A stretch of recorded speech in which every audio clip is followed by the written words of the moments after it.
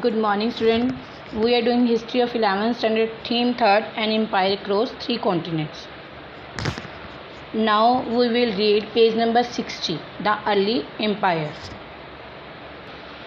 This is our video number 2 of this theme 3rd, the early empire. मतलब first video में हमने क्या पढ़ा, दो एम्पायर जो रोम और ईरान, मतलब इस चैप्टर में हम रोम और ईरान के बारे में पढ़ेंगे. तो अर्ली एम्पायर जो राज्य थे उनका शुरुआती आरंभिक काल कैसा था, हम इसमें वो पढ़ रहे हैं. The Roman empire can broadly be divided into 2 phases, early and late.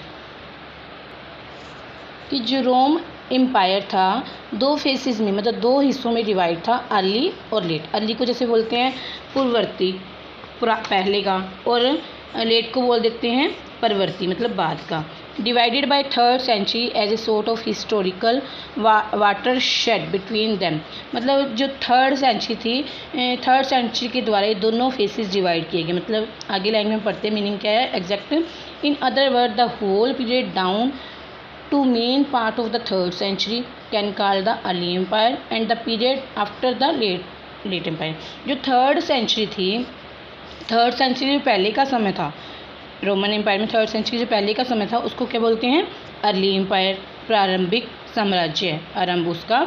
और जो 3rd सेंचुरी के बाद का समय था उसे क्या बोलते हैं, लेट एम्पायर, मतलब बाद का राज्य है. मतलब जो रोम एम्पायर था 2 हिस्सों में डिवाइड था, अर्ली एंड लेट. अर्ली मतलब पहले जो रोम साम्राज्य में जो पहले क्या क्या हुआ, और जो लेट है मतलब रोम साम्राज्य में उसकी बाद की सेंचुरी में, 3rd सेंचुरी के बाद क्या क्या हुआ, इसके बारे में हम पढ़ेंगे. A major difference between the 2 super powers and their respected empire was that Roman empire was culturally much more diverse than that the Iran. इसमें बोला है कि मेजर डिफरेंस 2 सुपर पावर में ईरान और रोम में क्या था. जो रोम एम्पायर था उसका जो कल्चर था, सभ्यता संस्कृति मच मोर डाइवर्स थी, बहुत ज़्यादा अच्छी थी. सभ्यता संस्कृति डाइवर्स थी, मतलब भिन्नताओं वाली थी. अलग अलग धर्मों के, अलग अलग जातियों के लोग वहाँ पर रहते थे. The Parthians and later Sassanian, जिसको हिंदी में क्या बोलते हैं, ससानी, the dynasty that ruled Iran in this period. कहते हैं ईरान में इस पीरियड में पहले पार्थियान रहते थे और फिर ससानीज लोग आ गए, ससानी लोगों का राज हो गया. Ruled over A population that was largely Iranian. और जो ये राजा लोग आए थे, मतलब पार्थियान जो थे वंश राजा लोग ही थे, रूलर थे पार्थियान और ससानी. जो ये पहले पार्थियान थे फिर ससानी थे. जब ये आए तो उन्होंने बहुत सारी पॉपुलेशन, जो ईरान की बहुत सारी पॉपुलेशन थी जो ईरानियन थी, तो ईरान को ईरानियन, जो ईरान की जो पहले लोग रहते थे उनको ईरानियन ही बोलेंगे.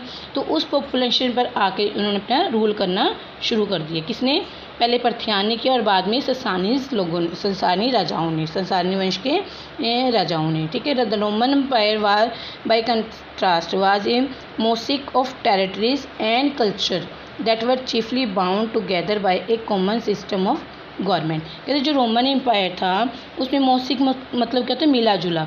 जो रोमन एम्पायर में जो कल्चर था, सभ्यता संस्कृति थी, और वहाँ का प्रादेशिक सिस्टम था, टेरिटरीज थी, आपस में मिली जुली थी. मतलब हर तरह के धर्म, मतलब कई तरह के धर्म के लोग रहते थे, कई तरह की भाषाएं वहाँ पर बोली जाती थी, लेकिन वो गवर्नमेंट सिस्टम के द्वारा, गवर्नमेंट के कॉमन सिस्टम के द्वारा आपस में जुड़े हुए थे. बाउंड टुगेदर मतलब आपस में जुड़े हुए थे. Many languages were spoken in the empire, बहुत सी भाषाएं बोली जाती थी. But for the purpose of administration Latin and Greek were most widely use. लेकिन जो राज्य प्रबंध के लिए ज़्यादा भाषाएं जो बोली जाती, 2 फेमस थी, लैटिन एंड ग्रीक. मतलब कोई भी ऑफिशियल काम करना था तो लैटिन और ग्रीक भाषा में होता था. इंडिडेड बाय ओनली लैंग्वेजेज, इन्हीं भाषाओं के द्वारा ही केवल काम चलता था ऑफिस का. The upper classes of east spoke and write in Greek, those of the west in Latin. इसमें बताया जो ईस्ट की तरफ अपर क्लासेस थी, ऊंचे घराने के लोग थे, वो ग्रीक भाषा बोलते थे, और वेस्ट की तरफ लैटिन भाषा बोली जाती थी. Now in this line, see this line, all those who lived in the empire were subjects of a single ruler the empire regardless of where they live and what language they spoke. कहते सारे जितने भी लोग थे उसमें रोम empire में, वो सिर्फ एक राजा के अंडर ही आते थे, एक राजा की ही प्रजा थी. जो समरोम एम्पायर साम्राज्य था उसमें राजा एक था और उसी राजा की सारी प्रजा मानी जाती थी, चाहे वो रोम के किसी भी भाग में वेयर दे लिव किसी भी भाग में रहते हो, वट लैंग्वेज दे स्पोक और कोई भी रोम भाषा बोलते हो। अब ऊपर बताया गया ना कि रोम में कई तरह की भाषाएं बोली जाती, लेकिन एडमिनिस्ट्रेशन के लिए ऑफिशियल काम के लिए लेकिन और ग्रीक थी। और मतलब कि भाषाएं कई थी, कहते राजा एक था और सारी प्रजा उसी राजा के अंडर आती थी, उसी के नियम उसे पालन करने पड़ते थे, और चाहे वह किसी भी भाग में वह व्यक्ति रह रहा हो या कोई भी भाषा बोल रहा हो। द रेजिम मतलब राज्य, जो एम्पायर था रोम का, established by Augustus the first emperor in 27 BCE was called principate. जो पहला राजा था जो जिसने 27 में अपना राज्य वहाँ पे शुरू किया, अगस्टस, उसे क्या बोलते थे? प्रिंसिपेटी। मतलब अब हमने राजा के बारे में पढ़ा, ये राजा था प्रिंसिपेटी, राजा को क्या बोलते? प्रिंसिपेटी। ठीक है, now come on this line the senate. अब राजा के बाद एक सेनेट, एक सभा होती थी, वो क्या होता था? The senate had existed in Rome for centuries. काफ़ी शताब्दियों तक सेनेट एग्जिस्ट रही रोम में, सेनेट एक सभा थी, and had been and remain a body represented the aristocracy. मतलब यहाँ पे इस सभा में कुलीन वर्ग के लोग रहते थे, that is wealthiest families of Rome and later Italian descent, mainly land owner. मतलब एक सेनेट एक सभा थी, पहले राजा के बाद एक सेनेट होती थी, सेनेट एक सभा होती थी, इसमें एरिस्टोक्रेट लोग रहते थे, कुलीन वर्ग मतलब उच्च घराने के लोग थे, जिसमें वेल्थिएस्ट फैमिली थी, अमीर लोग थे, और बाद में रोम एम्पायर के भी बाद में इटालियन लोग भी इसमें आ गए, जो मेनली लैंड ओनर थे, जमींदार थे। Most of the Roman history that survive in Greek and Latin were written by people from a senatorial background. इसमें बताया है कि most of the Roman history, जो कि ग्रीक और लैटिन भाषा में थी, इसी सेनेट के व्यक्तियों द्वारा लिखी गई। From this it is clear that emperors were जज by how they behave toward senate.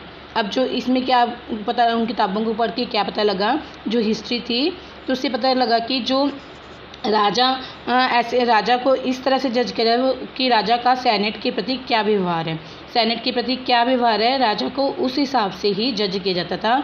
The roast emperor were those who were hostile to senatorial class, behaving with suspicion and brutally and violence. यहाँ पे hostile का मतलब क्या है? Hostile मतलब दुश्मनी। कहते सबसे ज़्यादा बुरा वोस्ट राजा वह माना जाता था जो सेनेट के सदस्यों के साथ शत्रुतापूर्ण व्यवहार करता था।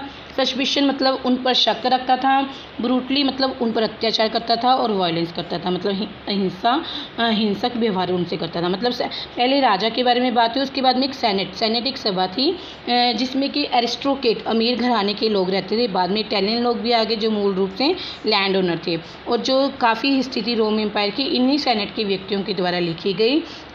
जो सेनेट राजा था उस समय, वो सेनेट के द्वारा ही जज किया जाता था, सेनेट के व्यक्तियों द्वारा ही जज किया जाता था। और सबसे बुरा राजा वह माना जाता था जो सेनेट के व्यक्तियों के साथ शत्रुतापूर्ण व्यवहार कर रहा है, उन पर शक कर रहा है, उन पर अत्याचार और हिंसा कर रहा है। तो ऐसे राजा को सेनेट हटा सकती थी उनके पद से। Okay student, it's enough for today. I hope you have understood. Have a nice day.